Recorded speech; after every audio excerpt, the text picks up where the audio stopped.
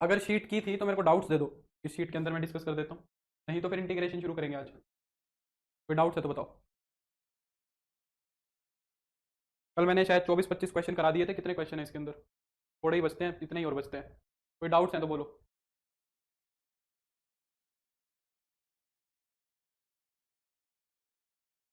बोलो। सभी को नमस्ते, गुड इवनिंग। एक छोटी सी इन्फॉर्मेशन और देनी है मुझे कि क्योंकि जो अब ये एग्ज़ाम्स हैं क्लोज आ रहे हैं, जैसे बिहार वाला आ रहा है और EMRS का भी आ रहा है, तो जो अभी रिसेंटली हमारा DSSB का बैच खत्म हुआ था, जिसके अंदर हमने सारा का सारा सिलेबस कवर किया था, किसका, 11th-12th का और UG PG का जितना भी, मतलब वो पूरा का पूरा जो बैच हमने किया था, वो पूरा का पूरा VOD अवेलेबल हो जाएगा अब तुम्हें, मे भी 1-2 दिन के अंदर वो अवेलेबल हो जाएगा, ताकि मान लो किसी को जल्दी अपना सिलेबस कवर करना है, तो वो जो अभी रिसेंटली बस अभी 2-3 महीने पहले ही मेरा बैच खत्म हुआ था DSSB वाला, वो उसका VOD अपलोड हो जाएगा तुम्हारे को इसी बैच के अंदर, ठीक है। 9th-10th के जो टॉपिक्स में VOD अपलोड हो गई वो तो वहाँ से कर लो, और बचे हुए जैसे 9th-10th के जो टॉपिक्स हैं, सीक्वेंस सीरीज हो गया, प्रोबेबिलिटी हो गया, स्ट्रेट लाइंस हो गया, वो सारा तुम्हें VOD में मिल जाएगा, वो सारा तुम VOD में से वहाँ से कर लेना 9वीं 10वीं का। कहने का मतलब ये है कि तुम्हारा एग्जाम अगर क्लोज है तो तुम VOD में से अपना पहले तैयारी कर सकते हो ज़्यादा करके, क्योंकि हमारा सिलेबस अब दिसंबर तक तो पूरा होगा नहीं, है ना।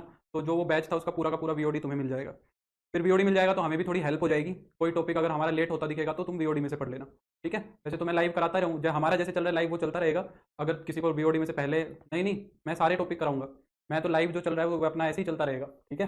वो VOD तुम्हें अवेलेबल रहेगी, जो बच्चों का एग्जाम जल्दी है, अगर तुम भी उसमें से कुछ पढ़ना चाहो तो पढ़ लो, मैं तो लाइव जैसे चल रहा है चलता रहूँगा। अगर मेरे को कभी ऐसा लगा कि वो टॉपिक वहाँ से पढ़ा, मेरे को दोबारा से पढ़ाने की कोई खास जरूरत नहीं लगी, अगर मैंने वहाँ पे अच्छे से कराया हुआ कोई छोटा मोटा टॉपिक, तो वो तुम फिर उसमें से कर लेना, ठीक है। फिर उसमें ज़्यादा समय लगाने का कोई फायदा है नहीं, है ना। बाकी मोस्टली का सारा ही कराऊंगा लाइव, वो सिर्फ इसलिए है कि क्योंकि एग्जाम क्लोज आ गए तुम्हारे, ठीक है। हाँ, तो अब अगर कोई डाउट्स हैं तो पूछ लो। देवकांत ने एक डाउट किया 31, अगर और कोई डाउट है तो बता दो मुझे। 26 का पॉइंट ऑफ इंटरसेक्शन नहीं निकाल पा रहे हैं, और बोलो।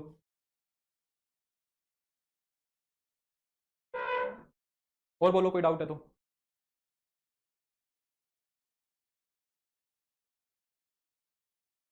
सर आज तो ऑफ कर देते, आज क्या है, आज करवा चौथ है, पढ़ लो कोई बात नहीं।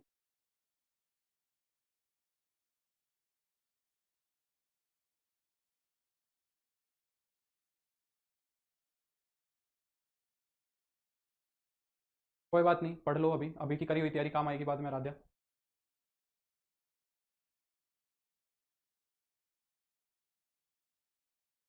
और कोई डाउट नहीं है तो VOD देख लेना फिर, है ना। अगर काम वाम है तो फिर VOD देख लेना, और तो क्या करें, सिलेबस भी तो कराना है। बस दो ही डाउट है, मैं कर देता हूँ इनको डिस्कस, फिर हम इंटीग्रेशन शुरू करते हैं। टाइम वेस्ट करने का भी कोई फायदा नहीं है, आज वैसे कम ही है। 25, 27, 35, हाँ बता दो जो भी डाउट्स है।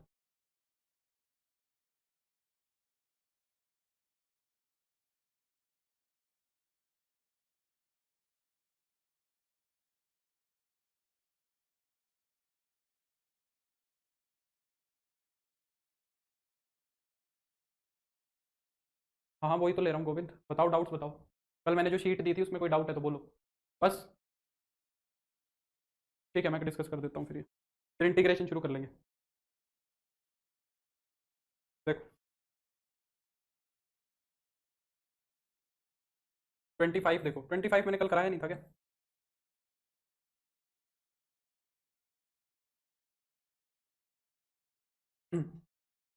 क्या कह रहा है 25? कह रहा है under which conditions are the two curves tangent to each other at the point this. 38 भी है और 37 भी है। एक बार में लिख दो यार, एक ही लाइन में लिख दो, ऐसे मत करो, फिर मैं शुरू कर दूंगा तो फिर लिखा नहीं जाएगा। एक बार में बताओ, एक कमेंट में लिखो अपने डाउट्स, बार बार मत लिखो। चलो ठीक है, कोई नहीं। 25 देखो क्या कह रहा है।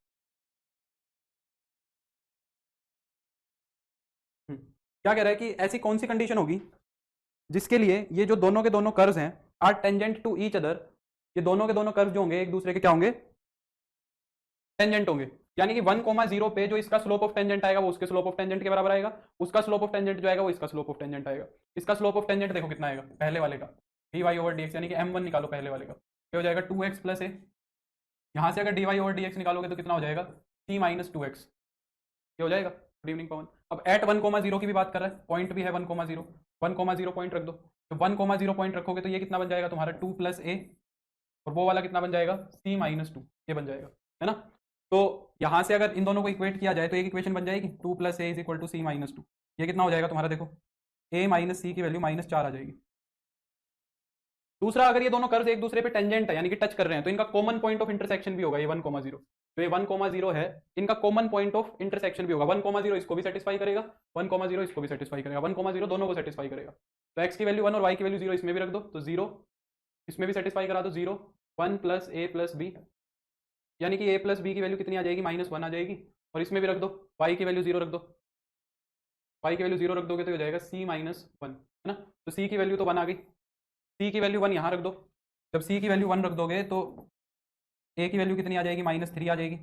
और a की वैल्यू -3 जब यहाँ रख दोगे तो b भी आ जाएगा, b आ जाएगा 2। तो a की वैल्यू आ गई -3, b की वैल्यू 2 और c की वैल्यू 1। ठीक है, डी ऑप्शन सही है। डेरिवेटिव यूजी पीजी कब होगा, एक बार इंटीग्रेशन कर लेते हैं फिर उसके बाद करेंगे देवकांत। इंटीग्रेशन की भी थोड़ी थोड़ी जरूरत पड़ेगी, है ना। इंटीग्रेशन करते ही शुरू कर देंगे क्योंकि डिफरेंशियल इक्वेशन की तो जरूरत पड़ेगी नहीं। तो ये हो गया तुम्हारा। नेक्स्ट देखो 25 के बाद है तुम्हारा डाउट 26। हाँ, क्या कह रहा है 26 question, if the curve y = ax and y = bx intersect at an angle alpha. अगर ये दोनों अल्फा पे इंटरसेक्ट कर रहे हैं तो tan अल्फा क्या होगा। तो पहले इनका इंटरसेक्टिंग पॉइंट निकालना पड़ेगा मुझे, है ना। इंटरसेक्टिंग पॉइंट निकाल के और फिर मेरे को उस पॉइंट के ऊपर क्या करना पड़ेगा, उस पॉइंट के ऊपर मेरे को इनका, अच्छा देखो ये 1, 0 हिंदी में दिया हुआ है पर इंग्लिश में नहीं दिया हुआ, शायद इंग्लिश के अंदर छोड़ दिया। ये 26 क्वेश्चन मेरे को देखना पड़ेगा, ये 1, 0 कहाँ से आ गया, ये क्या लिखा हुआ है, ये पिछले वाले सवाल का लिख दिया क्या।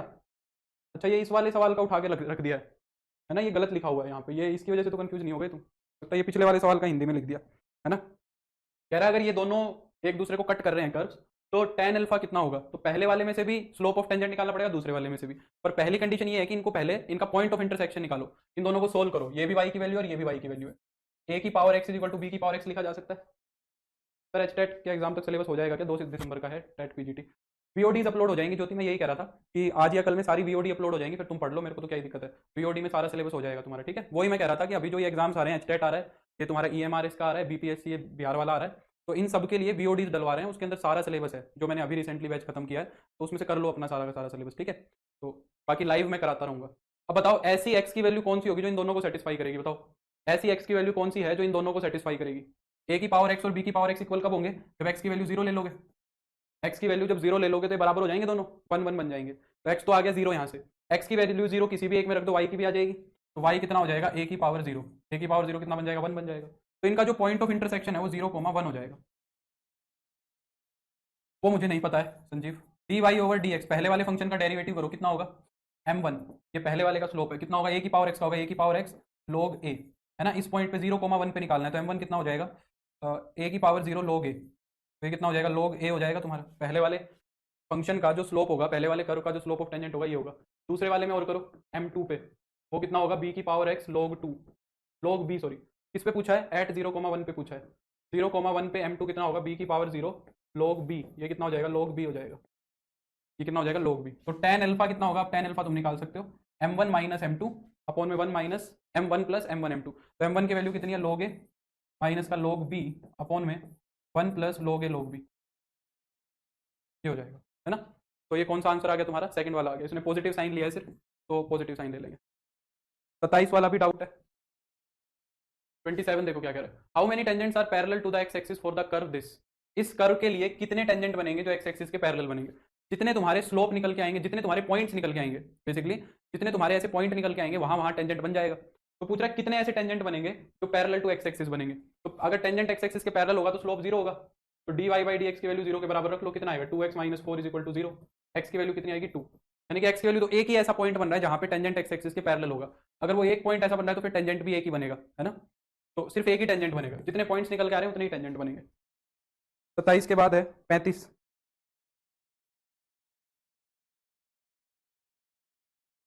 ये 35 है, देखो क्या कह रहा है, if the function f from r से r be defined by fx = tan x minus x।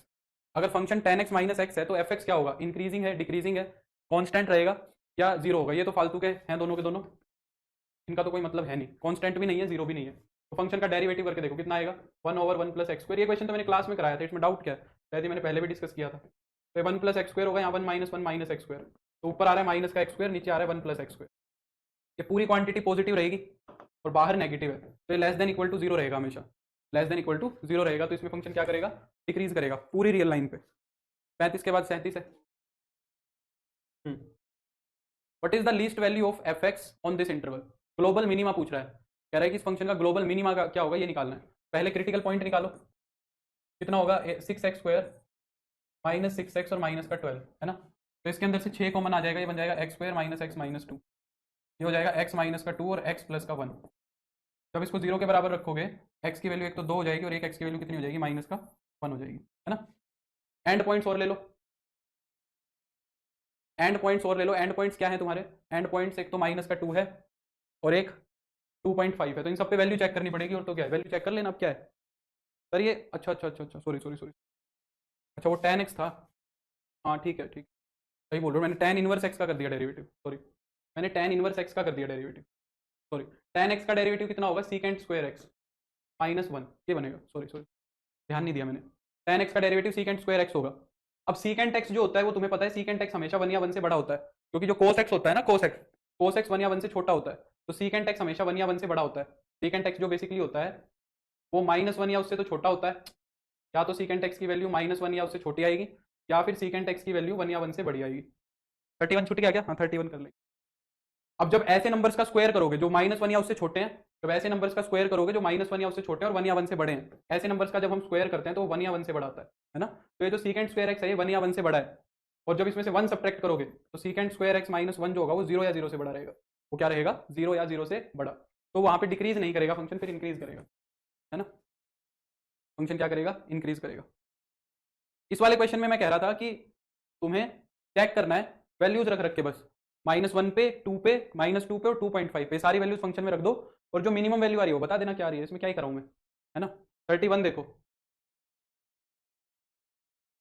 31 31 question देखो क्या कह रहा है। 31 क्वेश्चन कह रहा है इफ के x cube minus 9x² plus 9x plus 3 is monotonically increasing in every interval. कह रहा है अगर ये फंक्शन मोनोटोनिकली इंक्रीजिंग है हर एक इंटरवल के अंदर, तो कह रहा है कि के लिए कौन सी बात सेटिस्फाई करेगी, है ना। क्या कह रहा है, के लिए कौन सी बात सेटिस्फाई करेगी। ये बहुत बढ़िया सवाल है, ठीक है। देखो अगर ये फंक्शन मोनोटोनिकली इंक्रीजिंग है, इसका मतलब क्या है कि जो हमारा फंक्शन है ना उसका डेरिवेटिव 0 या 0 से बड़ा है, उसका जो डेरिवेटिव है वो क्या है, 0 या 0 से बड़ा है। यही मतलब हुआ अगर फंक्शन मोनोटोनिकली इंक्रीजिंग है तो, है ना।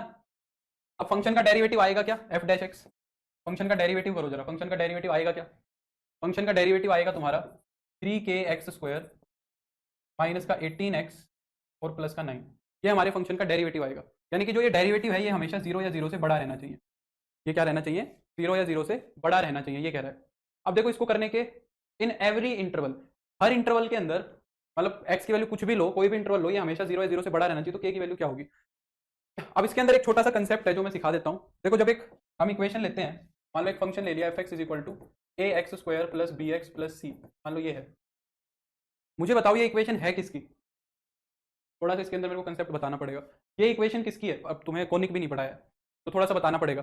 जब एक वेरिएबल 2 डिग्री में होता है और एक वेरिएबल 1 डिग्री में होता है, जब एक वेरिएबल 2 डिग्री में होता है और एक जब 1 डिग्री में होता है, तो वो रिप्रेजेंट करता है पैराबोला को। तो ये एक पैराबोला है, और पैराबोला भी कौन सा है, ए पे डिपेंड करेगा। अगर ए की वैल्यू पॉजिटिव हुई तो ये बनेगा अपवर्ड पैराबोला, और अगर ए की वैल्यू नेगेटिव हुई तो ये बनेगा डाउनवर्ड पैराबोला, ठीक है। ए की वैल्यू अगर 0 हुई तो ये अपवर्ड बनेगा, और ए की वैल्यू नेगेटिव हुई तो ये डाउनवर्ड बनेगा, ठीक है। यानी कि अब देखो इस पे कुछ बातें, इस पे ये हैं। देखो मान लो मैं तुमसे कह रहा हूं कि जो हमारा पैराबोला है, जो हमारी ये इक्वेशन है, मान लो मैंने कह दिया कि y को 0 के बराबर रखो, y को 0 के बराबर रखा, और y को 0 के बराबर रखने का मतलब ax² plus bx plus c को 0 के बराबर रख दिया। अब 3 पॉसिबिलिटी होती है हमारे पास, ध्यान से सुनना, हमारे पास 3 पॉसिबिलिटी होंगी। या तो इसको मैं 0 के बराबर रखूंगा, या फिर मैं इसको क्या करूंगा, 0 से बड़ा बोलूंगा, और या फिर मैं इसको क्या बोलूंगा, लेस देन 0 बोलूंगा। इन तीनों बातों का क्या मतलब है, देखो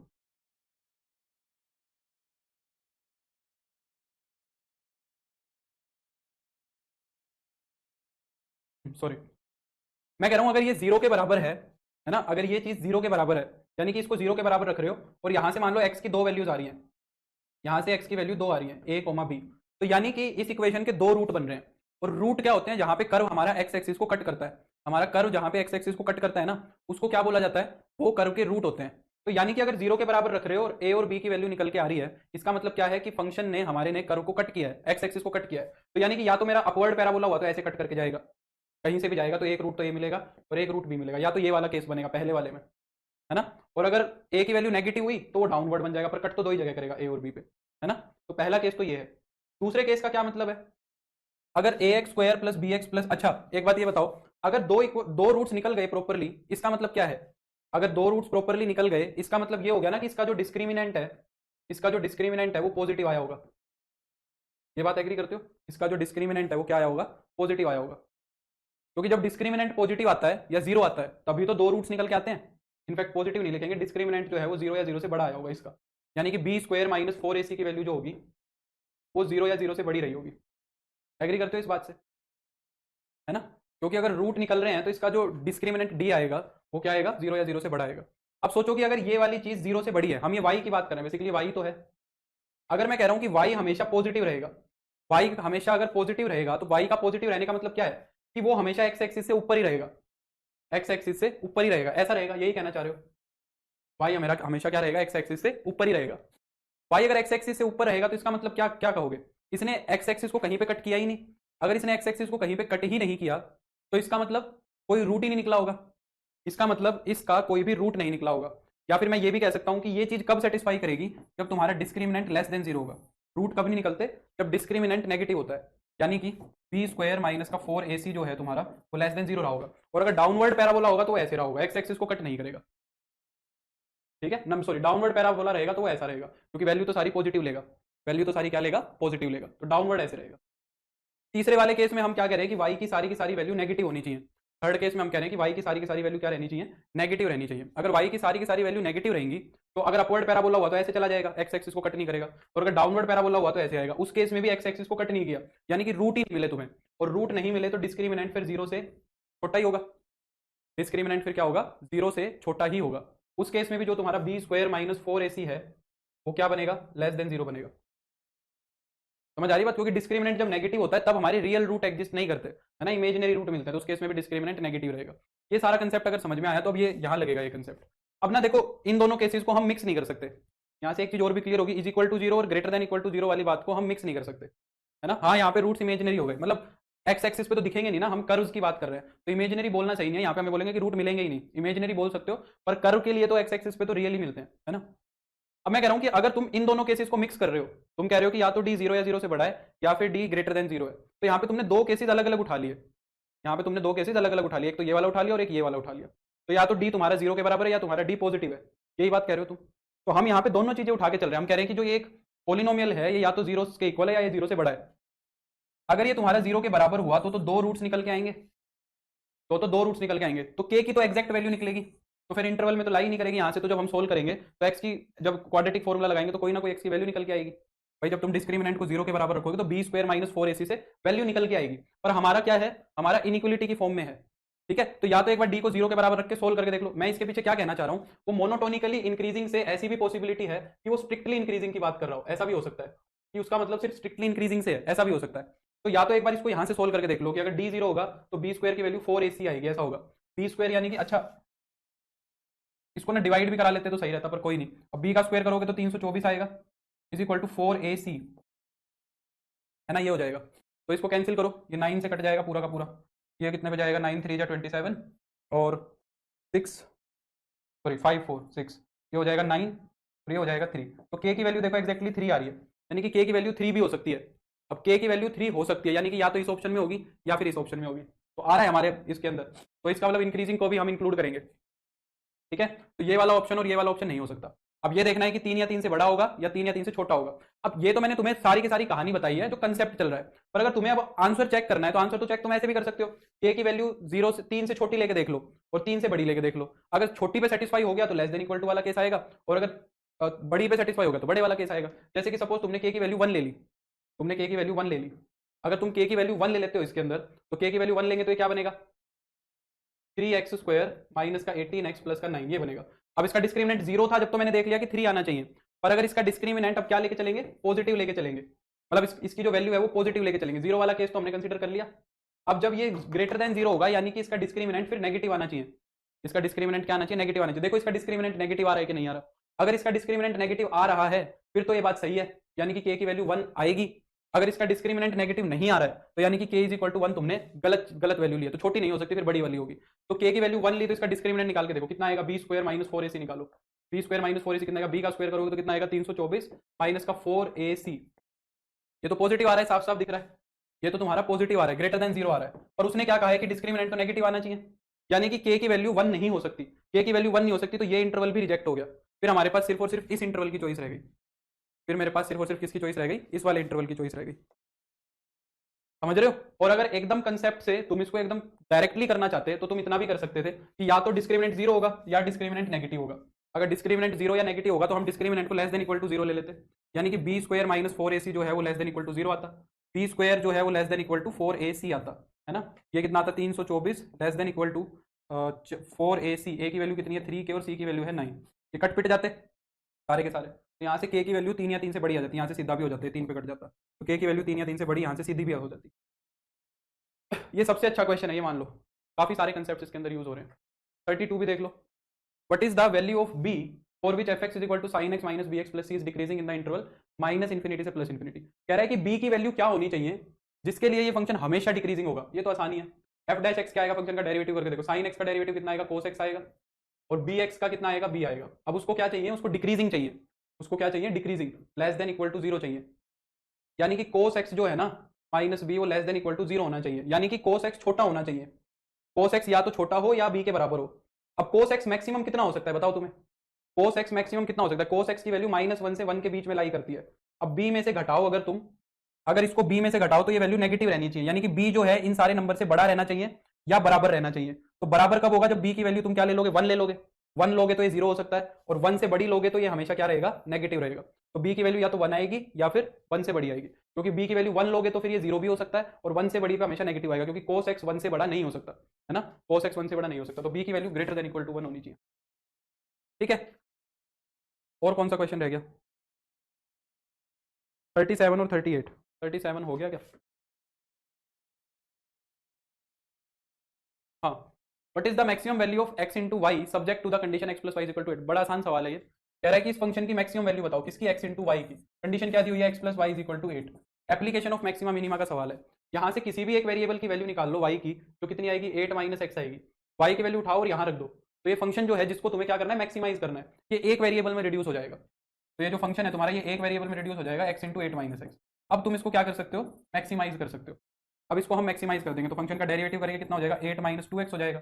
इसको 0 के बराबर रख के देख लो, तो जब 0 के बराबर रखोगे तो 8 माइनस 2x 0 हो जाएगा, तो x की वैल्यू कितनी आ जाएगी, 2 आ जाएगी, सॉरी 4 आ जाएगी। x की वैल्यू 4 रखोगे, चेक करके देख लो, डबल डेरिवेटिव नेगेटिव आ रहा है, डबल डेरिवेटिव कितना आ रहा है, नेगेटिव आ रहा है, तो मैक्सिमम भी हो जाएगा। तो x की वैल्यू 4 होनी चाहिए, यानी कि y की वैल्यू कितनी होनी चाहिए, वो भी 4 होनी चाहिए, तो मैक्सिमम प्रोडक्ट कितना आ जाएगा, 4 की 4 से गुना करोगे तो 16 आ जाएगा मैक्सिमम। ठीक है, और बताओ, बस हो गया, कर ले इंटीग्रेशन को स्टार्ट अप।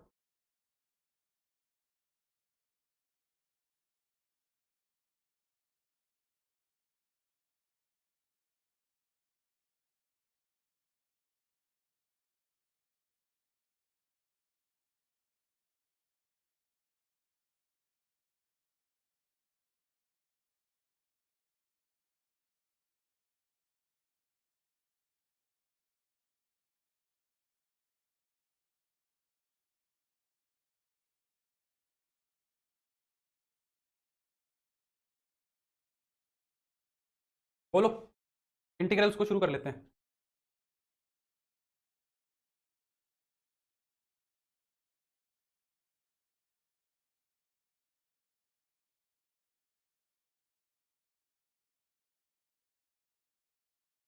इंटीग्रेशन को स्टार्ट करते हैं, ठीक है सर, कल स्टार्ट कर लेना, आज फास्ट है हमारा, नहीं पढ़ना।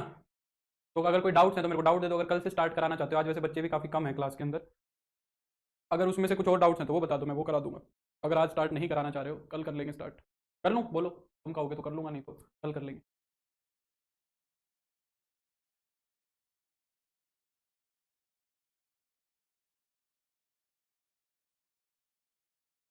बोलो, कर लें। थोड़ा सा कर लो, 1 घंटा तो करो कम से कम पूरा।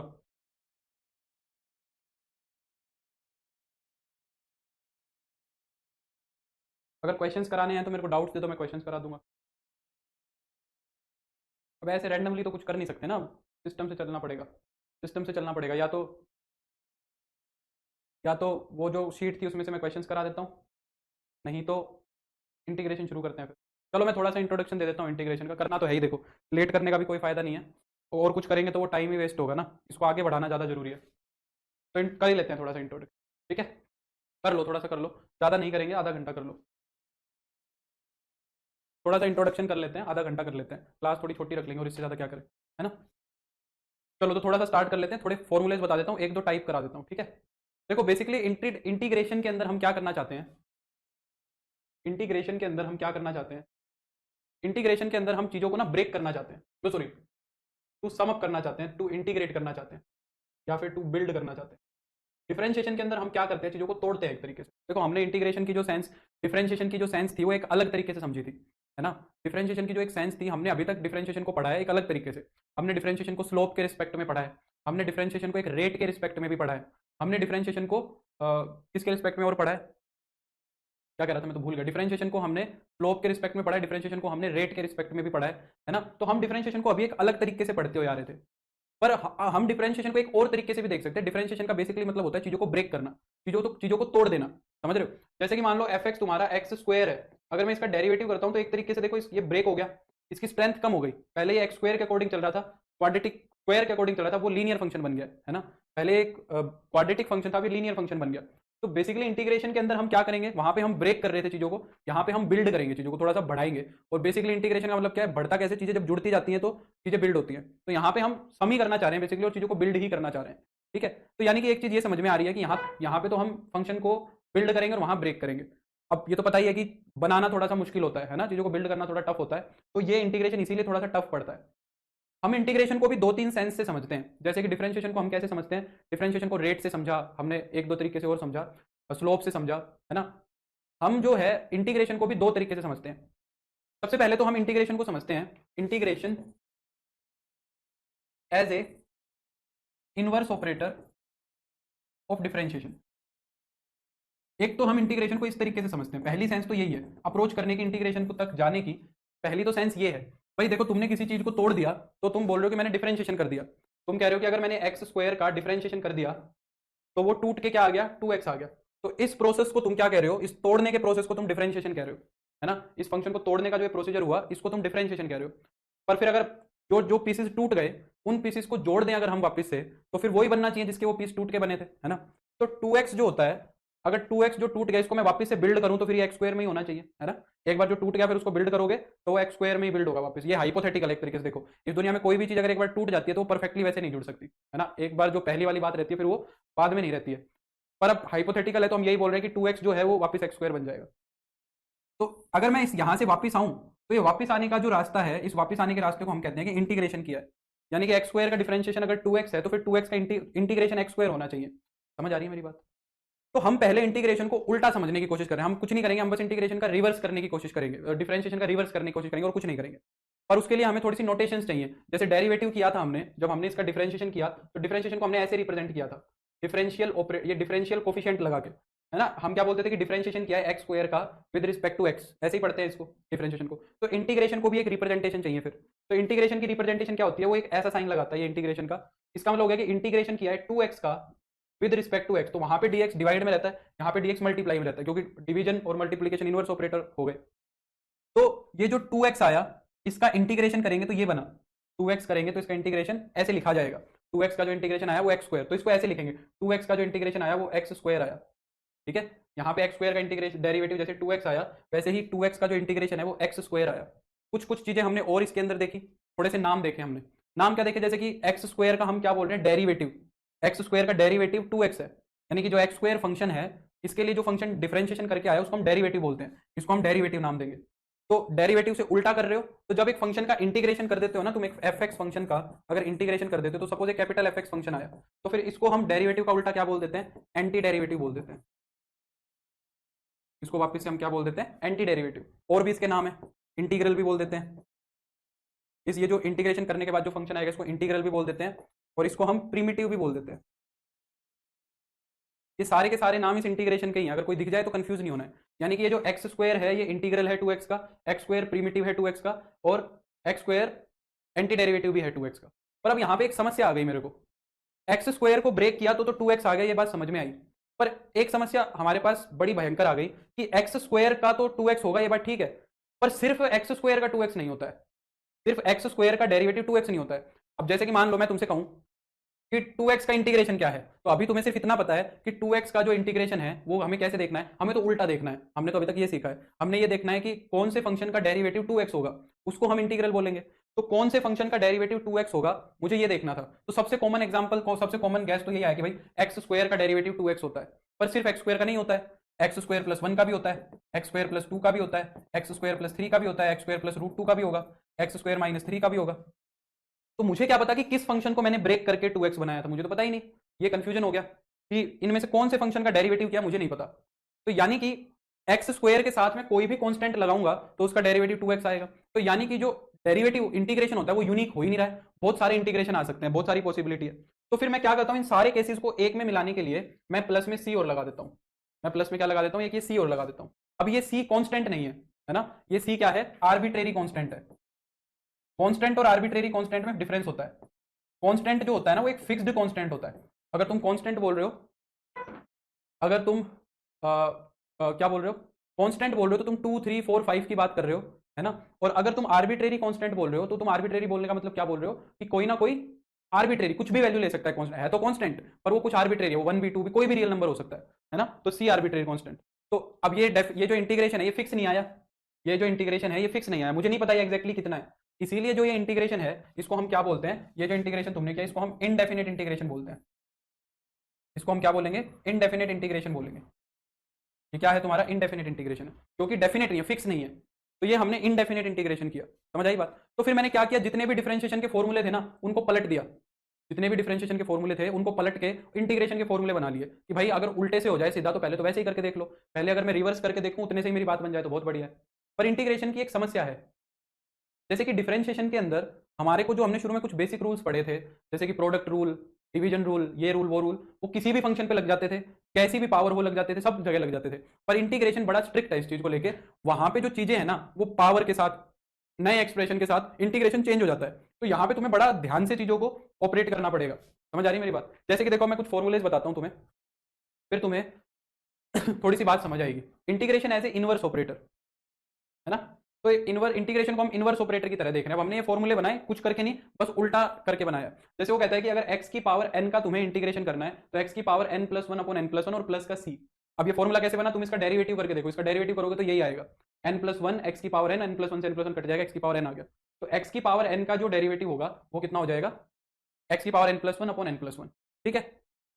सिमिलरली 1/x का जो इंटीग्रेशन होगा वो log x होगा, क्योंकि log x का डेरिवेटिव 1/x होता है। अब एक बात ध्यान रखेंगे कि हमेशा x को मोड से रिप्लेस करेंगे, x को किससे रिप्लेस करेंगे, मोड से। अब इंटीग्रेशन में एक चीज मैं तुम्हें बता दूं, जितने भी फॉर्मूले तुम्हें दिख रहे हैं ना, देखो मैंने क्या कहा था डिफरेंशिएशन के अंदर, तो कोई भी फॉर्मूला अगर x का था तो मैंने कहा था कि x के अंदर fx लगा दो, x के अंदर क्या लगा दो, fx लगा दो, कि भाई sin x का डेरिवेटिव cos x है तो sin fx का डेरिवेटिव फिर cos fx होगा और f डैश x होगा। अब वो x fx कुछ भी हो जाए, वो लीनियर हो, क्वाड्रेटिक हो, कोई और फंक्शन हो, कुछ भी हो सकता है। पर इंटीग्रेशन ज्यादा से ज्यादा कितनी लिबर्टी हमें देगा कि जहां भी तुम्हें ये x दिख रहा है ना, किसी भी फॉर्मूले के अंदर तुम्हें ये x दिख रहा है, कि ज्यादा से ज्यादा x को तुम रिप्लेस कर सकते हो ax प्लस b से, यानी कि लीनियर फैक्टर से रिप्लेस कर सकते हो। x को तुम ज्यादा से ज्यादा किससे रिप्लेस कर सकते हो, लीनियर फैक्टर से रिप्लेस कर सकते हो। और अगर ax प्लस b से रिप्लेस किया है तो उसको बैलेंस करने के लिए 1/a और लगाना पड़ेगा, क्योंकि जब डेरिवेटिव करके देखेंगे तो ये आएगा। जैसे कि फॉर एग्जांपल तुमने देखा कि 1/x का डेरिवेटिव log x है, 1/x का डेरिवेटिव log x है। अगर तुम्हें मैं ये इंटीग्रेशन पूछ लूं 2x प्लस 3 का इंटीग्रेशन, यानी कि मैंने x को किससे रिप्लेस कर दिया, एक लीनियर फैक्टर से रिप्लेस कर दिया, तो तुम इसका इंटीग्रेशन तो इजीली लिख सकते हो log 2x प्लस 3, वो फॉर्मूला लग गया। पर ये जो x का कोफिशिएंट है इसको डिवाइड कराना पड़ेगा, क्योंकि ये डेरिवेटिव को बैलेंस करेगा। log का डेरिवेटिव करोगे तो 1/2x प्लस 3 और 2x प्लस 3 का 2, तो 2 से 2 कट जाएगा, समझ रहे हो। पर अगर तुमने यहाँ पे ये लिख दिया 1/2x स्क्वायर प्लस 3, अब ये इंटीग्रेशन ही चेंज हो गया, ये इंटीग्रेशन ही चेंज हो गया, ये अलग ही टाइप बन गई। तो यहाँ पे ये लिबर्टी हमारे पास नहीं है कि इसको भी log में पहुंचा देंगे, इतना नहीं कर सकते। बस इतना कर सकते हैं कि ax प्लस b बना सकते हैं, समझ आ रही है मेरी बात। जैसे कि देखो उसने क्या किया, x की जगह पे सिर्फ कितना रिप्लेस किया, ax प्लस b रिप्लेस किया, तो ए एक्स प्लस बी का इंटीग्रेशन उसने एकदम ऐसे ही कर दिया, ए एक्स प्लस बी की power n plus one upon में एन प्लस वन, और जो एक्स का क्वोशिएंट ए था उसको फिर बैलेंस भी कराया, है ना। अब ये नहीं है कि यहाँ पे मान लो एक्स स्क्वायर प्लस वन की पावर टू है, तो इसका इंटीग्रेशन भी तुम क्या कर दो, एक्स स्क्वायर प्लस वन की पावर थ्री कर दो, ये गलत हो जाएगा, क्योंकि यहाँ पे ये क्वाड्रेटिक बन गया। समझ गए होगे मेरी बात को। जैसे किसने यहाँ पे अच्छा, लॉग के ऊपर मोड क्यों लगाते हैं, क्योंकि तुम्हें पता है कि लॉग की डोमेन में नेगेटिव नंबर नहीं आ सकता, तुम्हें पता है कि लॉग की डोमेन के अंदर नेगेटिव नंबर नहीं आ सकता, तो इसको पॉजिटिव रखने के लिए मोड लगाना है, ये आदत बना लो, नहीं है तो। हाँ, e की पावर x का इंटीग्रेशन e की पावर x होगा, क्योंकि e की पावर x का डेरिवेटिव e की पावर x होता है। अब इस फॉर्मूले को तुम ज्यादा से ज्यादा कहां तक ले जा सकते हो, e की पावर ax प्लस b तक ले जा सकते हो। ऐसा नहीं है कि e की पावर साइन x का भी e की पावर साइन x लिख दिया ना, ये यहां तक ज्यादा से ज्यादा खींचा जा सकता है बस फॉर्मूला, e की पावर ax प्लस b का e की पावर ax प्लस b, वो a से डिवाइड भी कराना पड़ेगा, इतना कर सकते हो बस ज्यादा से ज्यादा। a की पावर x का इंटीग्रेशन क्या होगा, a की पावर x अपॉन में लोगे, ऐसा क्यों हुआ, क्योंकि a की पावर x का डेरिवेटिव क्या होगा, a की पावर x लोगे, लोगे से लोगे कट जाएगा, a की पावर x आ जाएगा। ठीक है, अब ये सब में ये फॉर्मूला ऑटोमेटिकली समझ जाना। अगला, साइन एक्स का डेरिवेटिव कितना होगा, माइनस का कोस एक्स, क्योंकि माइनस कोस एक्स का डेरिवेटिव साइन एक्स होगा। कोस एक्स का इंटीग्रेशन कितना होगा, साइन एक्स, क्योंकि साइन एक्स का डेरिवेटिव कोस एक्स होता है। सीकेंट स्क्वायर एक्स का इंटीग्रेशन हम सीधा लिख सकते हैं टेन एक्स, क्योंकि टेन एक्स का डेरिवेटिव सीकेंट स्क्वायर एक्स होता है। कोसिकेंट स्क्वायर एक्स का इंटीग्रेशन माइनस कोट एक्स होगा, क्योंकि माइनस कोट एक्स का प्लस का कोसिकेंट स्क्वायर एक्स होगा। सीकेंट एक्स टेन एक्स का सीकेंट एक्स होगा, क्योंकि सीकेंट एक्स का derivative secant x ten x होता है। कोसिकेंट एक्स कोट एक्स का माइनस का कोसिकेंट एक्स होगा, क्योंकि माइनस कोसिकेंट का हो जाएगा। अब देखो, साइन के अंदर अगर एक्स स्क्वायर आ गया तो उसका डेरिवेटिव तुम कोस एक्स स्क्वायर, उसका इंटीग्रेशन माइनस का कोस एक्स स्क्वायर मत लिख देना। एक्स की लिबर्टी ज्यादा से ज्यादा कहां तक जा सकती है, ए एक्स प्लस बी तक जा सकती है, वो टाइप ही अलग बन जाएगी अगर और कुछ हो गया तो साइन ए एक्स प्लस बी का माइनस कोस ए एक्स प्लस बी लिख सकते हो, और वन बाई ए से डिवाइड भी कराना पड़ेगा। तो जितने भी एक्स हैं उनको हम ए एक्स प्लस बी से रिप्लेस करा सकते हैं, इतना हम कर सकते हैं बस। समझ आ रही है बात, और भी फॉर्मूले होंगे। हाँ, ये वाला फॉर्मूला देखो, अब जैसे कि वो e की पावर उसने ax तक पहुंचा दिया, ये मैंने बता दिया, a की पावर को भी उसने mx तक पहुंचा दिया, तो इसके साथ कुछ और कांस्टेंट भी लगा सकते हो। हाँ, one over root one minus x square का इंटीग्रेशन कितना होगा, साइन इनवर्स एक्स होगा, क्योंकि साइन इनवर्स एक्स का डेरिवेटिव ये होता है, और या फिर माइनस कोस इनवर्स एक्स, क्योंकि कोस इनवर्स एक्स का होगा माइनस का वन अपॉन रूट, तो माइनस माइनस प्लस हो जाएगा। One over one plus x square का इंटीग्रेशन होगा टेन इनवर्स एक्स, और माइनस का कोट इनवर्स एक्स, क्योंकि माइनस माइनस प्लस हो जाएगा। One over x root x square minus one का इंटीग्रेशन हो जाएगा सीकेंट इनवर्स एक्स, या फिर माइनस का कोसिकेंट इनवर्स एक्स, क्योंकि माइनस माइनस प्लस बना देगा। ठीक है, ये फॉर्मूले भी याद कर लो, रट लो शुरू में ही, क्योंकि रट लोगे तो बेटर रहेगा, है ना। बाकी इनको हम प्रूव भी कर सकते हैं बाद में, अभी के लिए तो तुम याद कर लो, क्योंकि अभी उस इंटीग्रेशन तक हम जाएंगे। ये चार ट्रिग्नोमेट्रिक फंक्शन रह गए। टेन एक्स का इंटीग्रेशन होता है माइनस का log cos x plus C, या फिर log secant x प्लस सी। ठीक है, कोट एक्स का इंटीग्रेशन लिख सकते हैं log sin x plus C, या फिर माइनस का log cosecant x plus C. secant x का लिख सकते हो log secant x plus tan x plus C, या फिर log tan pi by four plus x by two. Cosecant का लिख सकते हो log cosecant x minus cot x, या फिर log tan x by two, ये सब लिख सकते हो। ठीक है, जैसे कि मैं एक दो क्वेश्चन कराता हूँ, देखो बस इसी टाइप पे। इंटीग्रेशन का क्वेश्चन तुम्हें करना ही टाइप को पहचान के है। मैं तुम्हें कुछ 8-10 टाइप्स बताऊंगा इंटीग्रेशन की, तुम्हें पेपर में सवाल आए तो ये देखना है कि ये इंटीग्रेशन कौन सी टाइप का है। अगर इंटीग्रेशन को सीधा करने की कोशिश करोगे कभी नहीं होगा। अगर इंटीग्रेशन की तुम्हें टाइप समझ में आ रही है कि हाँ भाई ये इनवर्स ऑपरेटर का है, कि भाई डेरिवेटिव से उल्टा लगाना है, तो तुरंत हो जाएगा, है ना। अगर तुम्हें समझ आ रहा है कि ये पार्शियल फ्रैक्शन का है, तो फिर पार्शियल फ्रैक्शन ही से ही होगा और किसी से नहीं होगा। तो टाइप्स के हिसाब से पढ़ेंगे हम इंटीग्रेशन को। तो पहली टाइप है कि जब हमारा उल्टा हो रहा हो सीधा। जैसे कि क्वेश्चन देखो, ये वाला क्वेश्चन देखो क्या बन रहा है, ये इंटीग्रेशन पूछ रहा है कितना होगा। तो सिक्स को मैं यहाँ पे ऊपर ले जा सकता हूँ पावर में, क्योंकि बैलेंस हो जाएगा। ई की पावर log x की पावर सिक्स माइनस ई की पावर log x की पावर फाइव अपॉन में ई की पावर log x की पावर फोर माइनस ई की power log x cube D. अच्छा, एक दो चीजें मैं बतानी भूल गया हूँ तुम्हें, वो मैं बता देता हूँ। कुछ प्रॉपर्टीज हैं इंटीग्रेशन की, वो देख लो। पहली प्रॉपर्टी क्या है कि अगर दो फंक्शन के सम का इंटीग्रेशन कर रहे हो, अगर दो फंक्शंस के सम का इंटीग्रेशन कर रहे हो, तो वो इंटीग्रेशन अलग अलग हो जाएगा। एफ एक्स का अलग हो जाएगा और जी एक्स का अलग हो जाएगा।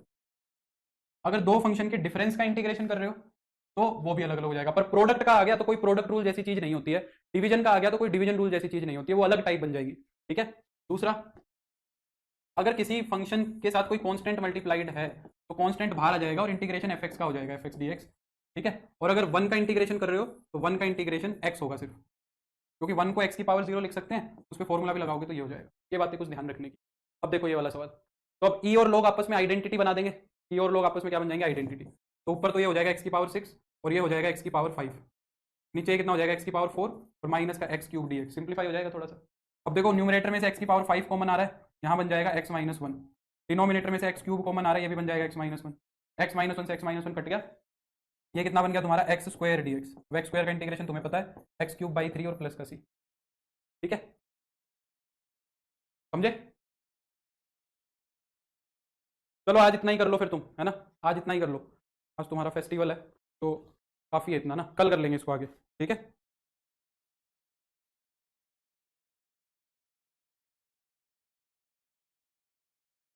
ठीक है, काफ़ी है इतना, बोलो।